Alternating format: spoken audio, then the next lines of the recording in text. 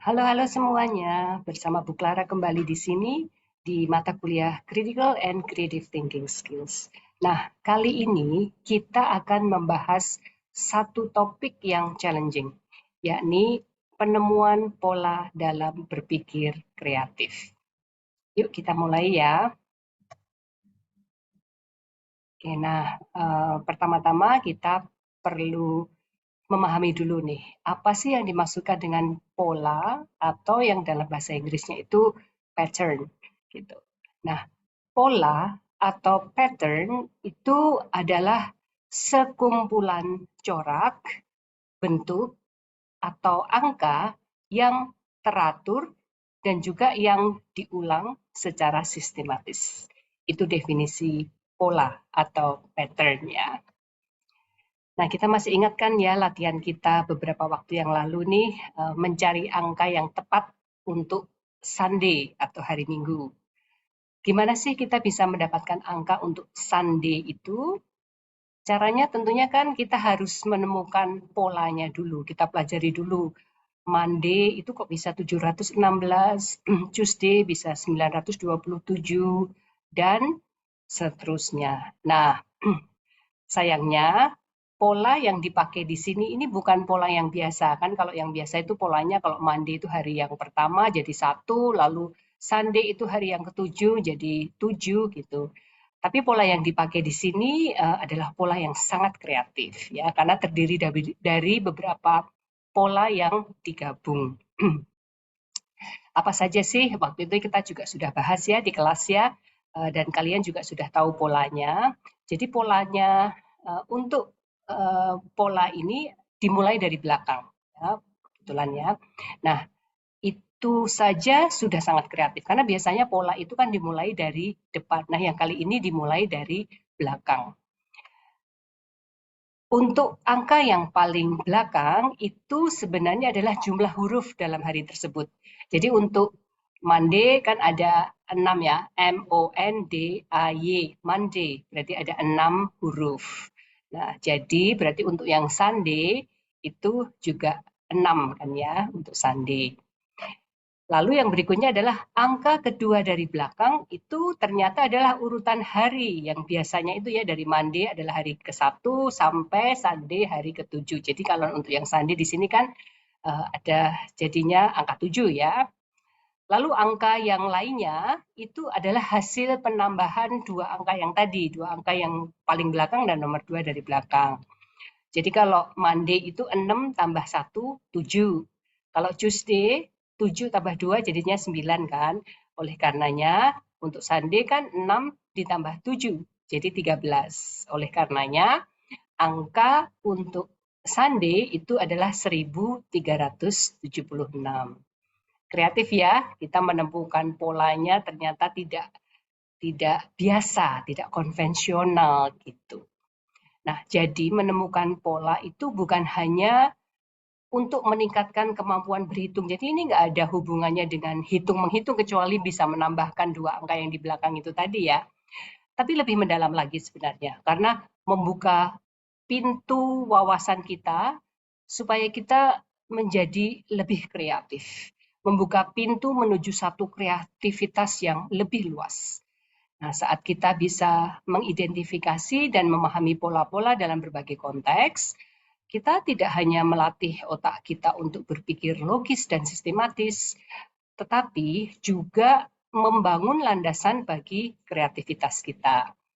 Nah, kemampuan ini juga memungkinkan kita untuk mampu melihat hubungan-hubungan yang tidak tampak secara nyata. Jadi hubungan-hubungan yang tersembunyi. Kemudian membuat asosiasi yang inovatif dan juga menciptakan solusi-solusi yang tidak terduga. Melalui pemahaman pola, seseorang itu dapat mengembangkan keterampilan yang kompleks ya. Kemudian bisa juga meningkatkan imajinasi yang tak terbatas serta juga memperluas pandangan terhadap berbagai masalah dan juga seni dalam kehidupan kita sehari-hari. Oleh karenanya, tentunya penting sekali ya kemampuan ini untuk bisa menemukan pola. Karena ini merupakan jendela yang bisa membuka peluang-peluang besar untuk bisa mengeksplorasi dunia ini secara kreatif dan inovatif. Gitu. Sekarang mari kita coba lihat lebih jauh lagi kaitan antara penemuan pola dan berpikir kreatif. Penemuan pola dan berpikir kreatif itu tentunya memiliki kaitan yang sangat erat. Kenapa? Karena keduanya itu dapat saling mendukung, dapat saling membantu untuk bisa menghasilkan solusi yang inovatif dan ide-ide yang baru. Penemuan pola itu juga dapat memberikan landasan atau kerangka kerja yang dapat diterapkan dalam berpikir kreatif. Jadi kombinasi antara mengidentifikasi pola atau menemukan pola dan kemampuan untuk melihat hubungan atau aplikasi yang tidak biasa, hubungan-hubungan yang tidak terlihat tadi, akan membuka pintu-pintu kreativitas yang lebih besar. Next, kita nanti akan melihat beberapa penemuan pola, beberapa pola yang bisa dikaitkan dengan berpikir kreatif. Yang kita akan bahas ada 9, meskipun sebenarnya ada lebih banyak lagi ya. Jadi yang pertama itu pola dalam angka, pola dalam warna, pola dalam musik, pola dalam bentuk geometris, pola dalam gambar, pola dalam kata-kata, pola dalam cerita pendek, pola dalam pergerakan, dan pola dalam aroma dan rasa. Kita kupas satu persatu ya. Nah, pola dalam angka.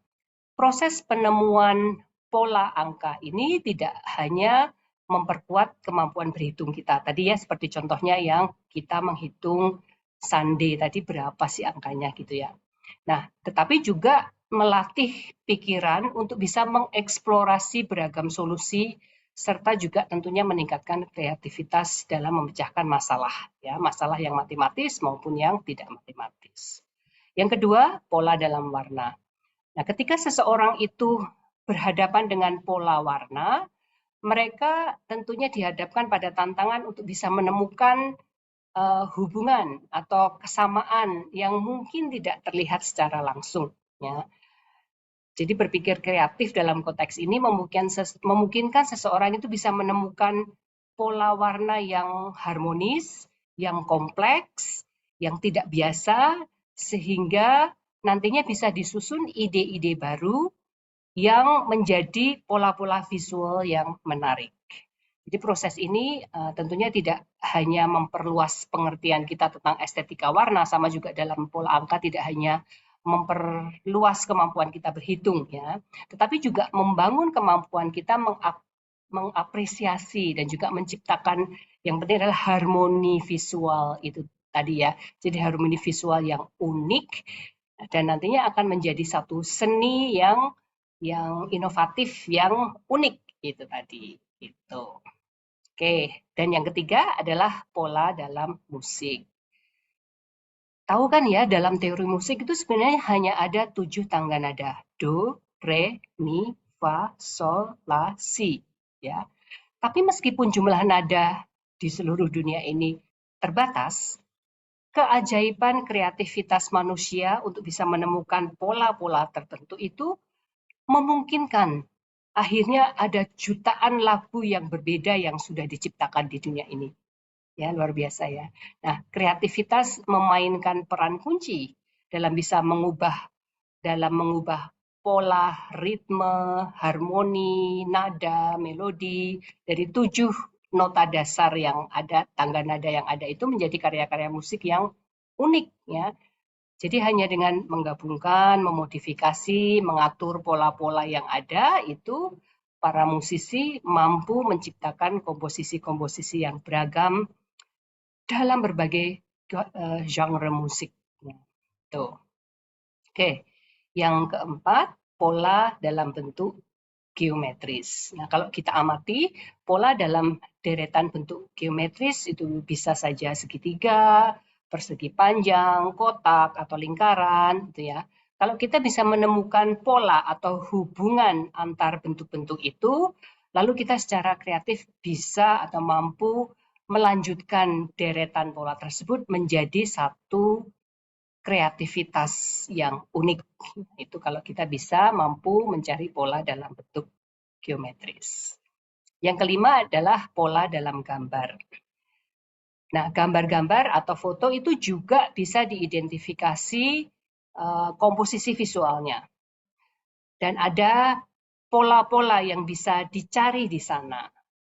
Seseorang dengan kreativitas yang tinggi akan mampu menerapkan pola-pola tersebut, kemudian membuat kolase-kolase gambar yang baru dengan menggunakan pola-pola atau melanjutkan deretan pola-pola yang sudah ditemukan itu. Yang keenam, pola dalam kata-kata. Kita juga bisa meningkatkan kreativitas dengan menentukan suatu kata, kemudian mencari pola dalam huruf atau suku kata, lalu diterapkan untuk menciptakan teka-teki kata atau kata-kata yang baru, yang unik, yang bisa tercipta. Ya, makanya kata-kata itu bisa terus berkembang ya, jumlah kata di dunia ini bisa terus berkembang. Vocab-vocab yang baru bisa ditemukan. Yang ketujuh itu pola dalam cerita pendek. Kalian tahu nggak sih sebenarnya cerita pendek atau berbagai macam cerita itu ya biasanya memiliki pola plot atau struktur yang sudah baku atau tertentu. Biasanya plot itu diawali dengan yang namanya pengenalan atau eksposisi gitu ya pada suatu hari. Nah, itu kan pengenalan atau eksposisinya. Lalu yang kedua itu muncul konflik, lalu ada konflik, mulai perang tuh konflik. Setelah konflik itu jadi seru, akhirnya mencapai klimaks. Lalu anti klimaks, dan yang terakhir itu penyelesaian atau yang biasa disebut juga resolusi. Dari pola dasar tersebut sebenarnya bisa divariasi dan sudah ada sekarang ya banyak kreativitas yang ada memvariasi pola plot tersebut dengan susunan-susunan yang berbeda. Misalnya saja ada cerita-cerita yang plotnya itu dimulai dari klimaks. Jadi nggak pernah ada pengenalan atau eksposisi, nggak pernah kita dikasih tahu konfliknya, tiba-tiba klimaks gitu saja ya. Dan itu seru juga nonton atau membaca cerita yang seperti itu. Atau ada juga cerita yang berakhirnya itu di klimaks saja. Nggak pernah ada anti klimaks, nggak apalagi penyelesaian atau resolusi. Nah, anti klimaks itu membuat penonton, pembaca juga akhirnya berdiskusi panjang. Nanti seperti apa sih penyelesaiannya gitu ya. Nah, cerita-cerita tersebut adalah hasil kreativitas dalam menemukan pola-pola dalam cerita pendek, kemudian mencari, menginovasi pola-pola yang baru. Oke, yang kedelapan itu pola dalam pergerakan. Sama dengan musik dan cerita pendek tadi, pergerakan itu juga ada polanya. Contohnya dalam tarian atau dalam dance.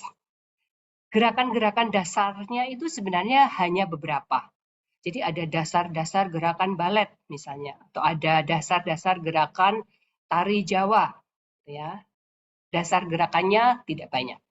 Namun, dengan menggabungkan dasar-dasar gerakan tersebut, dan juga menggabungkannya tentunya secara kreatif, itu bisa menjadi pola atau menjadi tarian tertentu yang sangat indah. Gitu.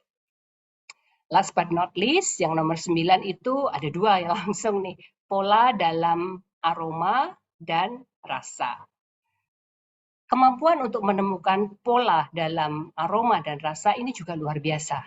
Nah, sebenarnya kreativitas dalam penemuan pola, baik itu rasa dan aroma, itu memainkan peran kunci dalam menciptakan berbagai masakan kuliner. Ya, rasanya itu kan hanya gabungan dari bumbu-bumbu inti, gitu ya.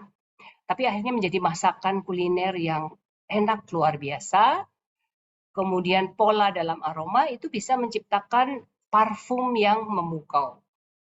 Melalui pemahaman terhadap kombinasi rasa dan kombinasi aroma yang beragam, itu seseorang yang kreatif dapat mengidentifikasi pola-pola yang harmonis dan bahan-bahan makanan atau bahan-bahan pembuat parfum yang memukau, yang harmonis.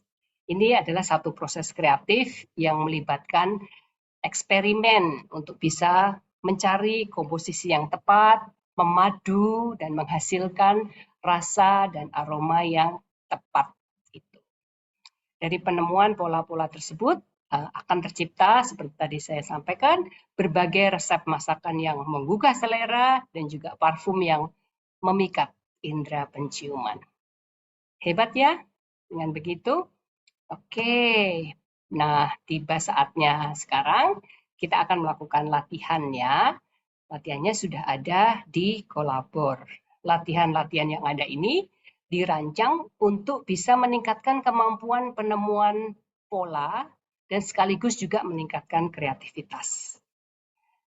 Selama menjalankan latihan ini, upayakan kalian untuk berpikir di luar batas dan juga menerapkan pola-pola yang ditentukan dalam konteks yang tidak terduga, yang surprising gitu. Nah, bagi kalian yang ingin mengikuti latihan-latihan menemukan pola, ikuti perkuliahan saya di Universitas Pembangunan Jaya. Sampai jumpa.